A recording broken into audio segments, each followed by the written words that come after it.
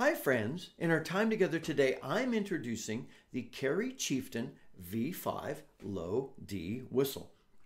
A number of you have been asking about this whistle, what it's like, how it compares to other Kerry whistles and other whistles. And our dear friend, great member of our community, Jonathan, loaned me his Kerry V5 when we last saw each other so that I could do just this for you, and also so that I could have fun getting to know it myself. Earlier this week, I played all 4 of the Kerry whistles that I have, and so that you could hear the tone qualities between them, like side by side.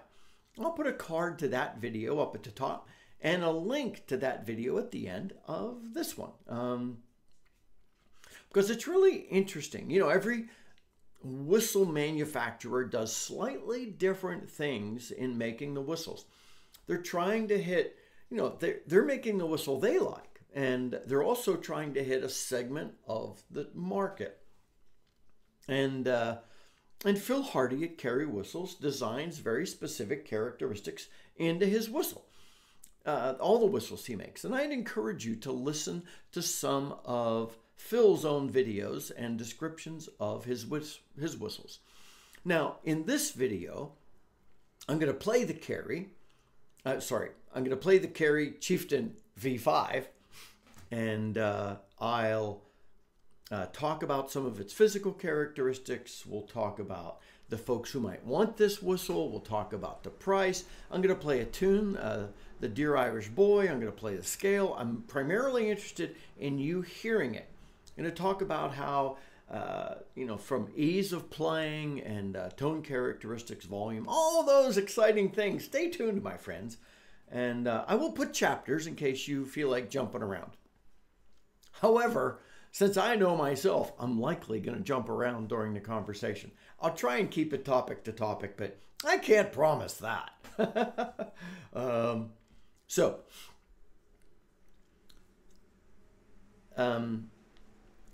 First, let me play a scale, and then just a few other notes so that you're hearing the tone initially, and also from the bottom D up to the 3rd octave D.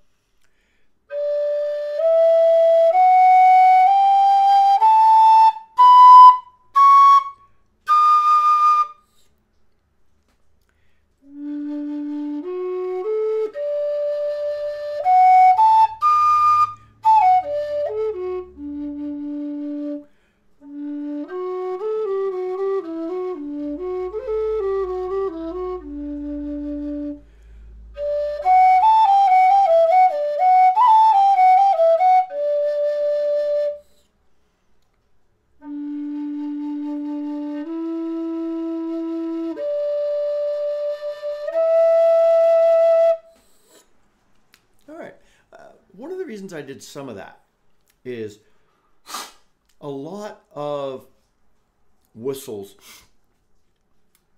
aren't consistent top to bottom in volume, and the Chieftain really does that. The E can be weak on a lot of whistles, and I think Kerry Whistle's done a good job making that a good strong note.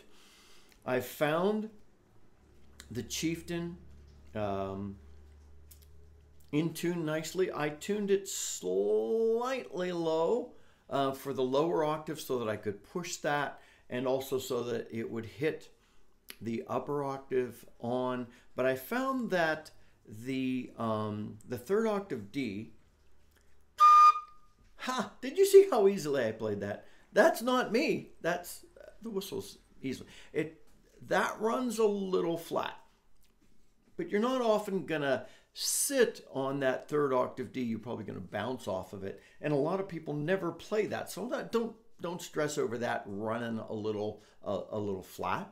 And please understand that that could be me. So anyway, now Phil says in his description of the Chieftain V5 that he made this whistle to be balanced in tone from the bottom to the top. And I completely agree with that from a volume and a pitch standpoint.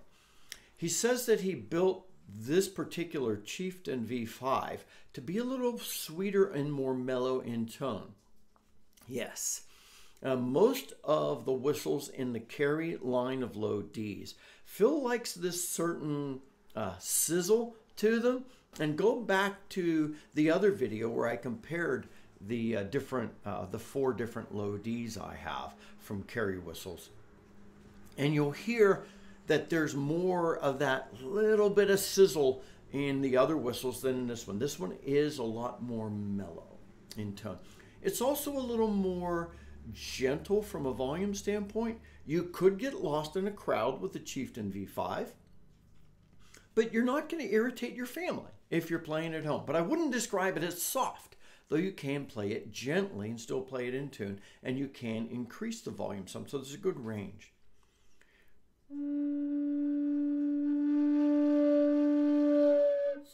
See, I could increase that some. It does want to break a little, but that's very, very normal because that breath pressure is what often, or what primarily is going to jump us from one octave to another. So there is, unless the whistle's loud, by nature, you're not going to be able to take a little more subtle whistle and play it like really, really loud, unless it's a unique whistle.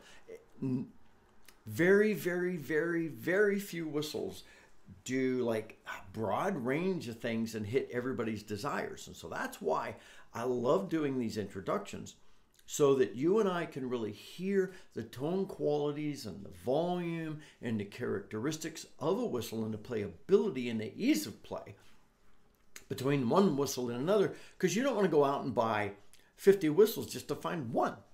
You need somebody like me and a number of other really good folks who are doing this for us. Now, there is one other thing I should add. This is not a negative. Remember, I said every whistle is designed to do different things. This is designed to be a little more mellow. So it's a more legato style instrument. This is not the whistle you're just going to go out and punch.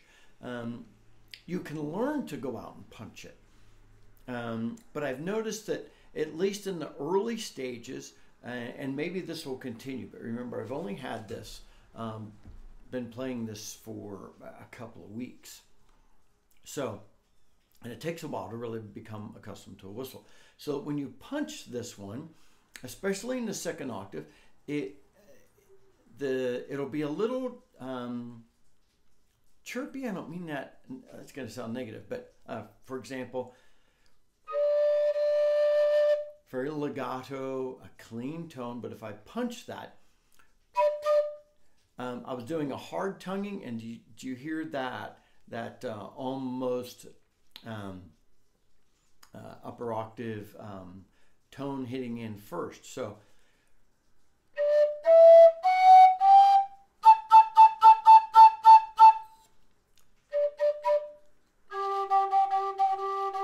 you have to learn with the Chieftain V5 to be a little more gentle on some of your entry notes, and when you want to really push a note, you're going to have to learn to do that, unless you just want that little bit of chirpy edge to it when you do that. Do that a couple more times for it.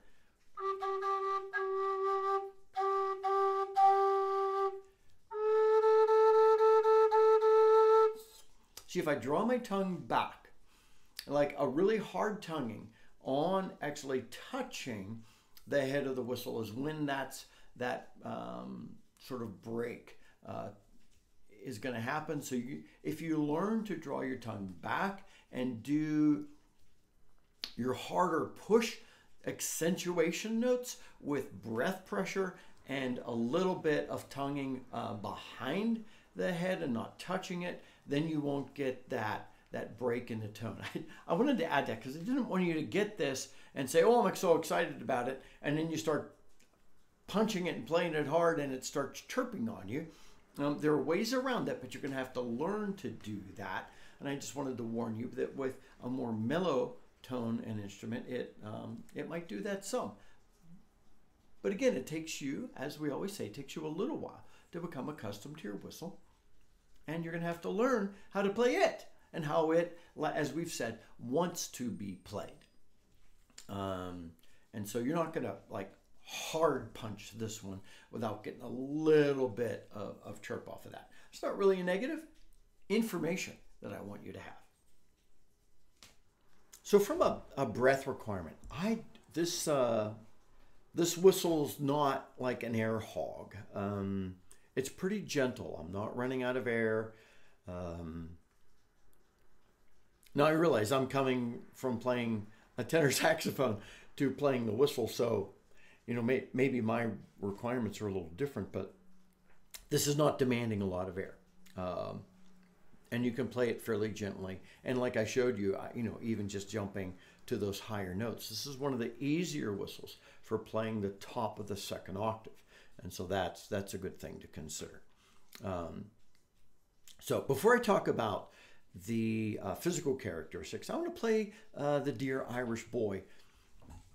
And if you've been with me for a while, you know that I don't really, when I'm sharing the tone qualities of a whistle, I don't want to play a fast tune. I want to play a tune where you're going to be able to hear the characteristics of the tone.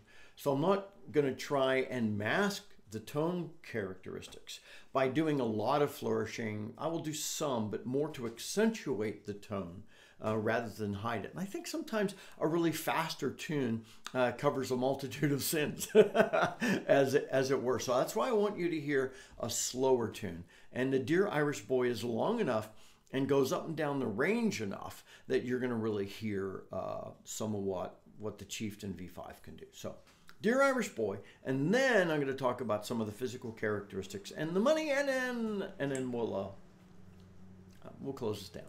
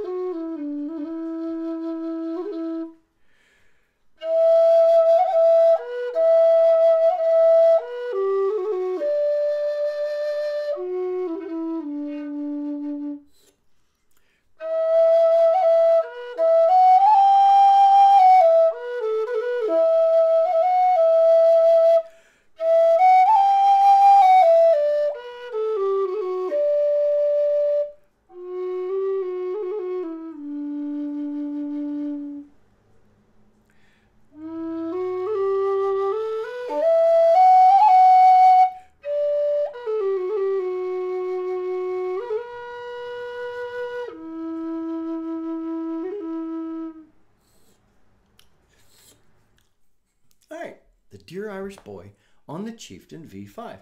I think it has a brilliant tone. I do like it. I like playing it.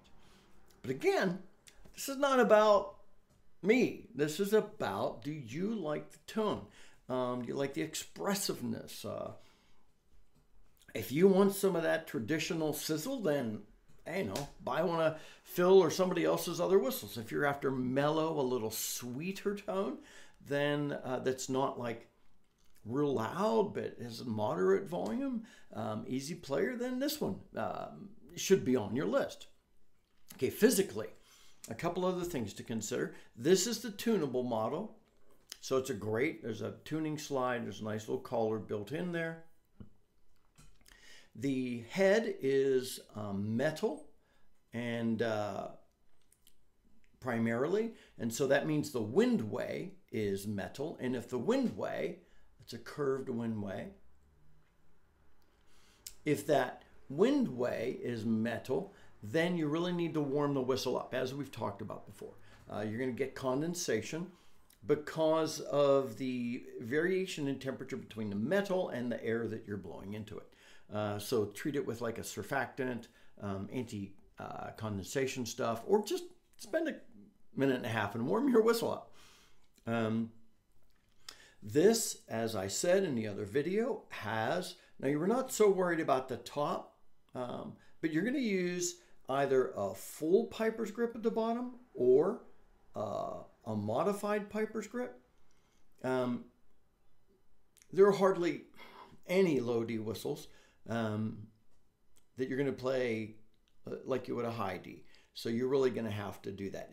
If a stretch is a challenge for you between the 5th and the 6th hole, this is definitely not going to be on the top of your list. But then most low D whistles won't be on the top of your list based on that criteria. Now there are a few. Spoiler alert, hold that thought for upcoming introductions. So a beautiful whistle, piper's grip required. The 5th holes, like most low D whistles, reasonably large but not huge, but that's still pretty big. My fingers are pretty thin and I can cover it, but I do have to be conscious to make sure I do that well. Some people are not huge fans. I'll put that down next to my blue shirt. See how the tip of the head is rounded? I know some folks aren't huge fans of that. If you're playing and you always keep, the whistle kind of squarely in your mouth, if you turn it, you're going to break that. And I know sometimes there are times I want to do that. For me, that rounded top of the head is not a problem. But I know for some people it is. So bear that in mind if you have troubles with making that connection between your mouth and the head of the whistle. From a price standpoint, the non-tunable version is £99, and the tunable version, because really it's a more complex instrument, it's £175. You can get these directly from Kerry Whistles, and I'll put a link to their website in the bottom. Now, this is a whistle that's been around for a little bit in various stages. So this is the V5. Now, you might see one on sale if it just says Chieftain, like if it's used. I'd be careful because there's differences between the V3 and the V5. I think you want to make sure you get the V5. Not that there's something wrong with the Chieftain V3. This is just an upgrade over it.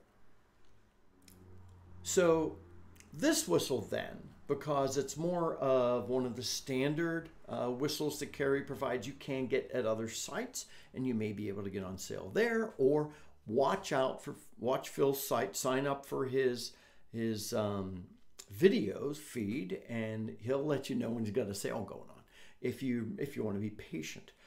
Or just shell out the full fare. I hope this introduction helps you, my friends. It's clean tone, not too, doesn't have a traditional kind of chiffy tone. Doesn't have much of the Kerry whistle sizzle. It's cleaner. It's a little mellow. It's a delight to listen to yourself while you play. So it's a pretty tone to this whistle. So it all depends what you're playing. It's a great sit around the house play whistle, or if you're actually playing in public or playing a gig somewhere and you're able to have a mic, then who really cares how soft or loud your whistle is. So I hope this introduction helps you decide whether the Kerry Chieftain V5 should be on your short list of low D whistles to purchase. Because everybody needs a low D whistle. Anyway, more introductions coming up of some other great whistles that should be on your short list. So depending upon where it should be on your short list is up to you, my friends. Until next time. This is Scott Shade. Happy low D whistling.